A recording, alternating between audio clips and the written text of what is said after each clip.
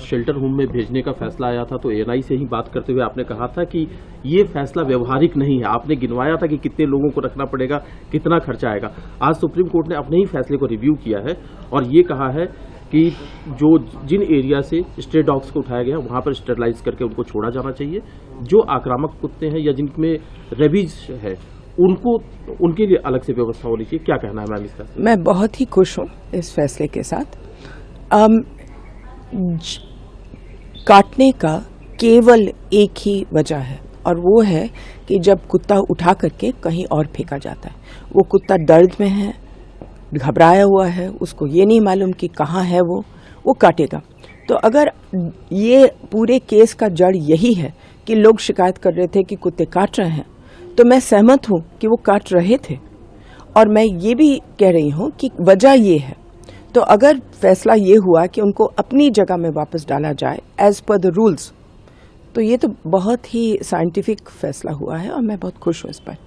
अच्छा, जहाँ तक रेबीज के कुत्ते हैं, जाहिर है कि वापस मत डालो। रेबीज एक इतनी खतरनाक बीमारी है, तो उसको वापस अगर डालेंगे तो जाहिर है कि हम लोग सब खतरे में होंगे। तो रेबीज का कुत्ता को तो वापस डालने का सवाल नहीं है। जहाँ आक्रमण का मामला है, ये अभी तक ग्रे एरिया है, क्योंकि अदालत ने ये नहीं बोला है कि आक्रामक कुत्ता होता क्या है।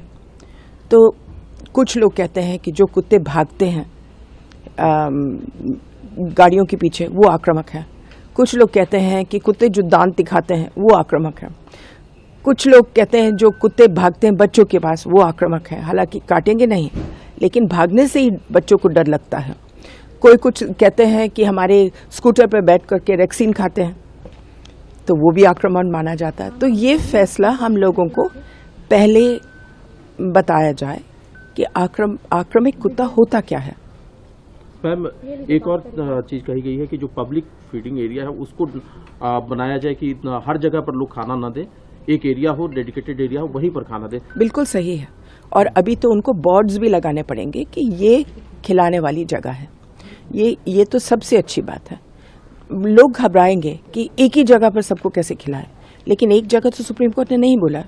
अगर आपकी कॉलोनी में 30 कुत्ते हैं मान लो, तो 30 कुत्ते 3 जगह में खिलाए जा सकते हैं अपने टेरिटरीज में, लेकिन इधर उधर ना खिलाया जाए। ये तो हम शुरू से ही बोल रहे हैं।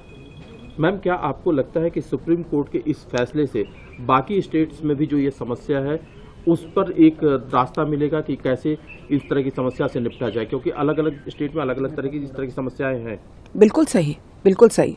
सुप्रीम कोर्ट ने यही बोला है कि ये फैसला पूरे देश के लिए अमल हो, क्योंकि वो जो जस्टिस पारदीवाला के केस में राजस्थान ने बोल दिया कि हम सारे कुत्ते उठाएंगे, तमिलनाडु ने बोला हम सारे कुत्ते उठाएंगे, गोवा ने बोल दिया हम सारे। अब कहाँ रखोगे, क्या करोगे?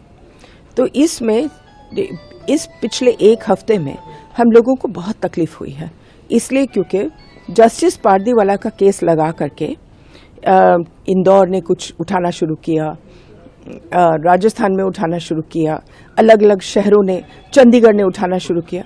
अब उनको समझ आया है कि जो वो कर रहे थे वो इलीगल है। मैम, एक आखिरी सवाल, जैसा आपने कहा कि आक्रामक कुत्ते उनको कैसे डिफाइन किया जाए, साथ ही जो ये फैसला है व्यवहारिक स्तर पर इसको किस तरह से इम्प्लीमेंट किया जा सकता है? सबसे पहले म्यूनिसिपल कॉर्पोरेशंस को अच्छी तरह से एबीसी सेंटर्स बनाने पड़ेंगे, ये है ऑर्डर। जब तक एबीसी सेंटर ठीक नहीं होगा तब तक ये कार्यक्रम चल नहीं सकता।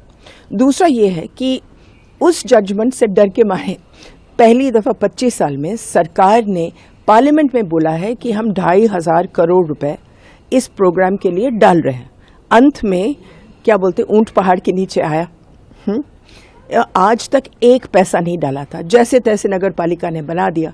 अब फरीदाबाद जैसे बड़े शहर जिसका कार्यक्रम अच्छा चल रहा है, लेकिन उन्होंने क्या किया है कि एनजीओ अपनी जगह ले ले, अपनी जगह बनाए। अब किसके पास पैसा है कि पूरा हॉस्पिटल अपने आप बना ले? तो अब इन्होंने क्या कह दिया है कि सारे म्यूनिसिपैलिटीज और नगर पालिका बनाए ठीक से एबीसी सेंटर, तब जाकर ये कार्यक्रम ठीक से चलेगा। Thank you ma'am.